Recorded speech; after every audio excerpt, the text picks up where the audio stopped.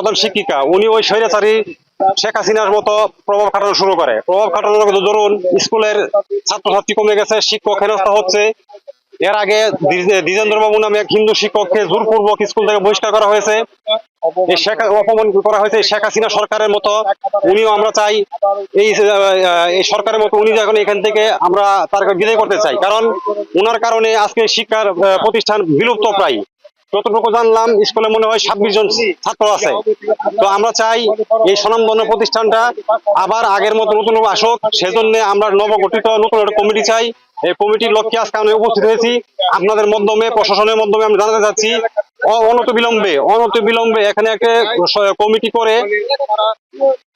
করে স্থানীয় লোকজনের মাধ্যমে আগের মতো তার সাথে ভালো করে প্রতিষ্ঠান চালু করার জন্য আমি আমার মানে আবেদন জানাচ্ছি। আমরা চাই ছেলে মেয়ে লেখাপড়া করুক এই স্কুলে। আপনাদের কাছে আমরা আবদার এই স্কুল প্রতিষ্ঠান করুন। আমরা ছাত্র ছাত্রী পড়তে চাই। এই স্কুলে তো যেহেতু গার্লস স্কুল আমরা আসি না সাধারণত, ওই কেউ বিপদ পড়লে ডাকলে হয়তো আসি।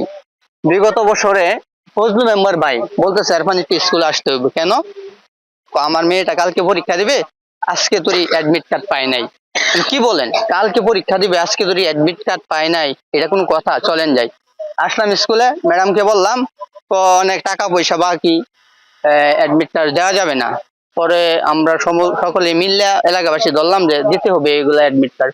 পোলা ফান্ডে গেলাম, আমাদের টাকা বাকি নাই, হ্যাঁ সমস্ত টাকা আমরা পরিশোধ করে দিছি। পরে অন্য জেলা প্রশাসক নিজে আইসা অ্যাডমিট কার্ড দিয়ে গেছে। এই আমি একটা প্রতিষ্ঠানের সহকারী শিক্ষক হিসেবে দায়িত্ব পালন করছি। এই স্কুলটি 5 নং শিক্ষা ইউনিয়নের মধ্যে মহিলা বালিকা বিদ্যালয় হিসেবে ঐতিহ্যবাহী একটা শিক্ষা প্রতিষ্ঠান ছিল। দীর্ঘদিন যাবৎ প্রায় 400-র অধিক লোক ছাত্রী এখানে লেখাপড়া করত। একমাত্র এই কুসুম ম্যাডাম এই বিদ্যালয়ের প্রধান শিক্ষক, উনার কারণে দিন দিন ছাত্র জড়তে লাগলো। জড়তে এমন এক পর্যায়ে আসছে মাত্র 26 জন অল স্কুলে শিক্ষার্থী বর্তমানে লেখাপড়া করে। কিন্তু এই প্রতিষ্ঠানে কোনো ছাত্রের সাথে কোনো ভালো ব্যবহার নাই। এলাকার কোনো মানুষকে উনি মানুষ হিসেবে গণ্য করেন নাই। দেখুন না, বৈশাখী বন্ধ থাকার পরেও আজকে স্কুল খোলার দিন আমাদেরকে ডেট দিছে, আজকে উনি বিদ্যালয়ে থাকবেন, আমাদের সকলের সাথে উনি আলোচনা করবেন। আমরা ঠিক 10টার সময় এসে বসে রয়েছি, কুসুম ম্যাডাম কিন্তু এখনো আসেন নাই। উনি একটা স্কুলে প্রধান শিক্ষক হিসেবে দায়িত্বে থাকা পরেও উনি কেন আসেন নাই? এবং আমাদের সাথে যা যে কথা হয়েছিল যে উনি আসবেন, উনাকে মিটিং এর সম্বন্ধে কোনো কিছু বলেনও নাই যে আমি আসতে পারবো না। উনি আমারই সহকারী এক বন্ধু, উনি একজন প্রতিনিধি মেম্বার ছিলেন হক। উনার মেয়ে যখন পরীক্ষা দিবে, পরীক্ষা আগের দিন অ্যাডমিট কার্ড দেয় নাই। অনেক অ্যাডমিট কার্ড আটকে রাখছে, কোনো টাকা পয়সা লেনদেন বাকি নাই। তারপরে প্রধান শিক্ষক উনি আসেন নাই। উনি অফিসে থাকার পরে মেম্বার সাহেব কল দিছে, আমার মেয়ে পরীক্ষা দিব, আরো অনেক ছাত্রী এখানে আছে, আপনি অ্যাডমিট দেন না কেন, আপনি স্কুলে আসেন না কেন? আজকে তো আপনার ছাত্রীদেরকে বুঝিয়ে দেওয়া দরকার কিভাবে যাবে হলে, কিন্তু উনি আসলেন না। সুন্দর ভাবে চলছে। আর এখন স্কুল উন্নত হয়ে এখন স্কুল বন্ধ হয়ে গেছে এবার একটা অ্যাডমিট কার্ডের জন্য মনে করি যে বহুত পরিশ্রম হয়েছে।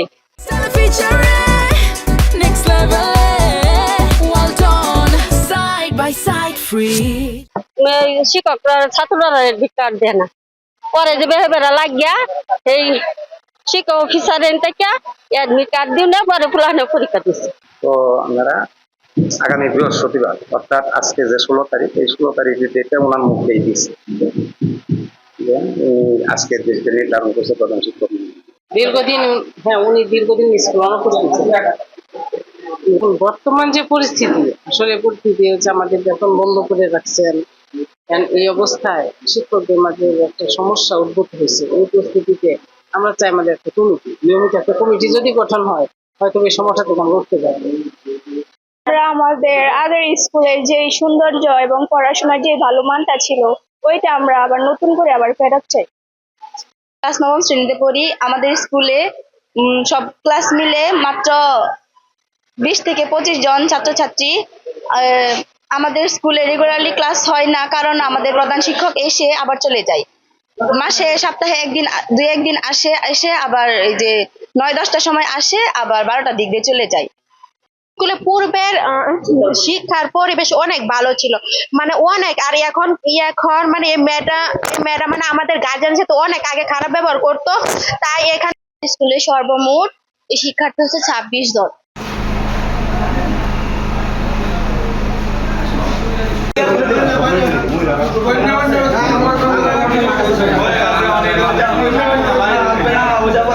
শনিবারে হয়তো বন্ধ থাকলে বলতে পারতো যে বাসায় আছি, মানে বলতে আসতে পারবে না। আমি কল দিতাম, হয়তো বিকাশ নাম্বার নাম লাগবে না,